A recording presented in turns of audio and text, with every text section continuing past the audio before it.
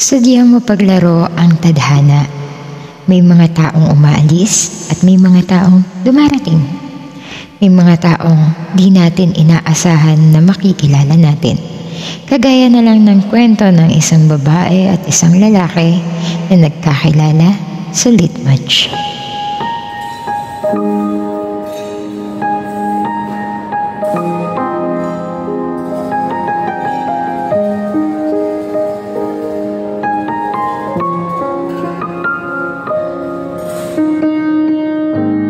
Nagsimula magkakilala si girl at si boy sa Litmatch bilang magkapatid.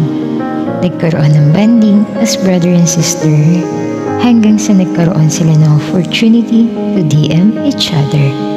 Doon nila nalaman na yung anak pala ni girl ay anak din ni boy, hanggang sa naisip nila na bakit hindi nila biruin yung anak nila na in a relationship sila kahit alam naman nila na walang ganun talaga. At isa sa hindi inaasahan, sadyang naniwala ang anak nila. Kaya naman inilihim nila ang totoo na walang sila, pero sadyang mapaglaro ang tadhana. Ang biruan sa umpisa para biruin ang anak ay nauwi sa totohanan na para bang isang lyrics ng kanta na bakit di na lang totohanin ang lahat. Nag-meet up si girl at si boy at doon na nagkaroon ng simula ang kanilang magagandang storya. They were planning to tell sa fam nila yung status nilang dalawa. Pero bago pa man sila umamin, nauna na silang magbagsakan ng ring. Ang love nga naman masyadong mapagbiro. Hindi mo alam kung kailan mo mararamdaman ito. Paano mo nga ba malalaman na pag-ibig na ito? You know you're in love when you can fall asleep because reality is finally better than your dreams. A true relationship is having someone who accepts your past, support your present, and love you and your future. Litmatch community, it's my pleasure to introduce to you the girl and boy to that story. Sino nga ba ang dalawang taong nagsimula sa magkapatid na nauwi sa pagiging magkasintahan? I would like to introduce to you first ang lalaking nagsasabing, hahamakin ko ang lahat, maging akin ka lamang. The boy in the story, Mr. Mafia.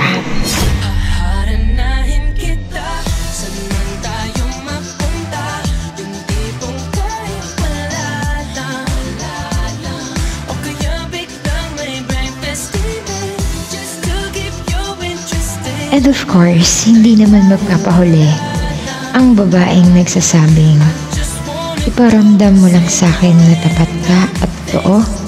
Pangako, ipapanalo kita hanggang dulo.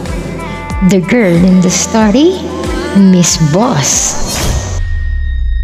Hindi man araw-araw na nakangiti, ilang beses na. At this moment, let's listen to the sweet message from Boss para sa kanyang pinakamamahal na si Mafia.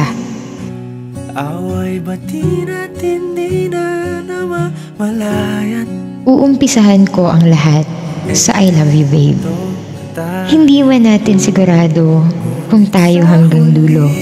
Basta pangako ko na habang pinauubaya ka sa akin ng mundo, mamahalin kita ng buong buo at mananatili pa rin akong sayong sayo.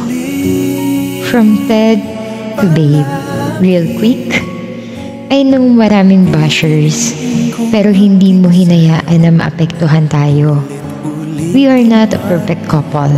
I am Dracona and you are Tupakin. That's why our conversation is full of wars. Thank you for understanding and happy mentally. Thank you Ted too. I love you babe.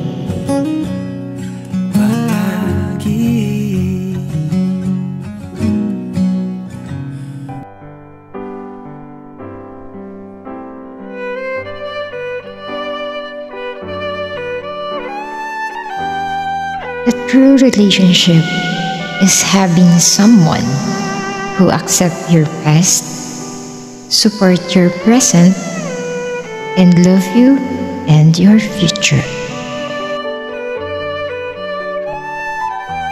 Greetings to my lovable parents. I just want to say na I'm thankful dahil nakilala ko kayo both dito sa Litmatch. Meeting you both on social media has been a blessing in disguise, as you brought so much joy, love, and positivity into my life. Your selflessness, empathy, and kindness have inspired me to be a better person, and I am honored to have you as my second parents. I'm hoping na maging strong lang ang relasyon ninyong dalawa at sana iwasan niyo na yung pagiging toyoin. I love you both. See you both soon. Love, Cass.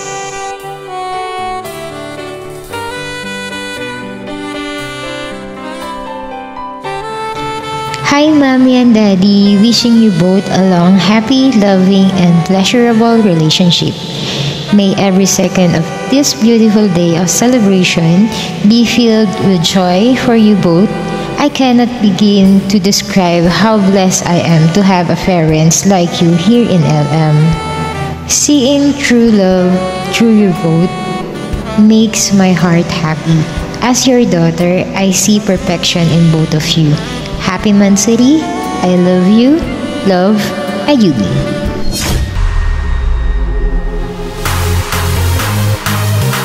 Are you ready to tap all those red envelopes falling? But wait, please follow the room and be a party member. This is official MC Mark production. Ano pang hinihintay nyo, Boss and Mafia? Iparamdam nyo na ang pagmamahal sa kanila. In 1, 2, 3, raindrop.